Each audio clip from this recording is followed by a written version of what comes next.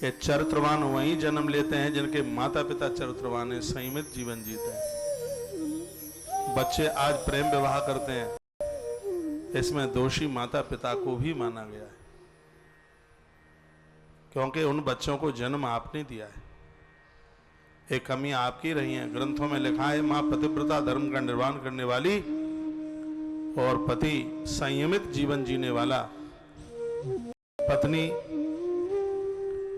और पति के जीवन में जब संयमित जीवन होता है, तब उनके यहाँ एक विशेष संतान का जन्म होता है। हमारे तो शास्त्रों में बच्चों को जन्म देने से 10 महीने पहले से शास्त्रोक्त मर्यादा, शास्त्रोक्त बातों की बात बताई जाती है। बच्चे को जन्म देने से 10 महीने पहले से पति पत्नी जमीन पर सोते हैं, एक समय भोजन करते हैं, तामसी अन्न नहीं लेते, पराये घर का कुछ भी खाते नहीं, दूसरे घर का। 10 महीने पहले से, गर्भाधान संस्कार से पहले से ये सब तैयारियां शुरू हो जाती हैं। और फिर वह संकल्प करते हैं किसी नदी के किनारे पर दोनों जाकर। वो वरुण देवता को कहते हैं। वरुण देवता की कृपा बहुत बड़ी होती है अच्छी संतान के लिए। वो वरुण देवता के सामने नदी के किनारे पर वह संकल्प करते हैं, हम अपने पूर्वजों के निमित्त प्रभु एक संतान चाहते हैं जो गुणवान हो, सदाचारी हो। हे प्रभु, हमें एक ऐसी संतान दीजिए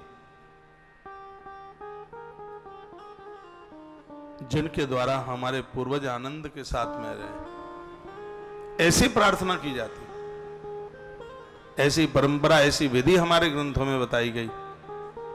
वर्तमान समय में तो पूछो ही मत, जन्म से ही लीवर किडनी फेल होते हैं बच्चों के। जन्म हुआ नहीं कि चश्मा लगा नहीं, जन्म से ही डायबिटीज के मरीज बच्चे पैदा हो रहे हैं, क्योंकि मम्मी पापा को डायबिटीज है, वो खुद ही रुग्ण पड़े हुए हैं।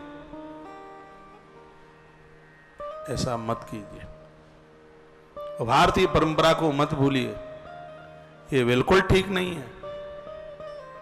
आज स्त्री पुरुष का धर्म सुरक्षित नहीं है, चाहे स्त्री हो चाहे पुरुष, बिल्कुल सुरक्षित नहीं है। स्थितियां ऐसी हैं, हम बोले नहीं, बक्करे नहीं तो जानते नहीं है क्या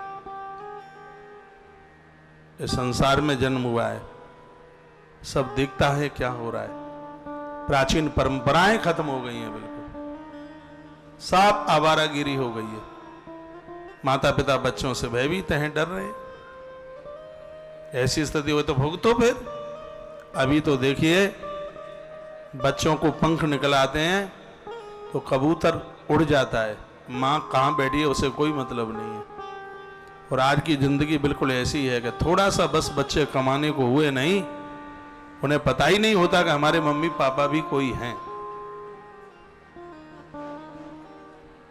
संस्कृति का शोषण हो गया है, भारतीय मर्यादाएं चूर चूर हो गई हैं, कुछ बचा नहीं है। प्राचीन परंपराओं के साथ में जीने वाला भारत कुछ अलग था, जिस समय इतनी सम्मान मर्यादाएं थी। कृष्ण तो बोलते बोलते रो पड़े इसमें। कहा उन लोगों का बहुत बड़ा पाप है, अपराध है, जिनके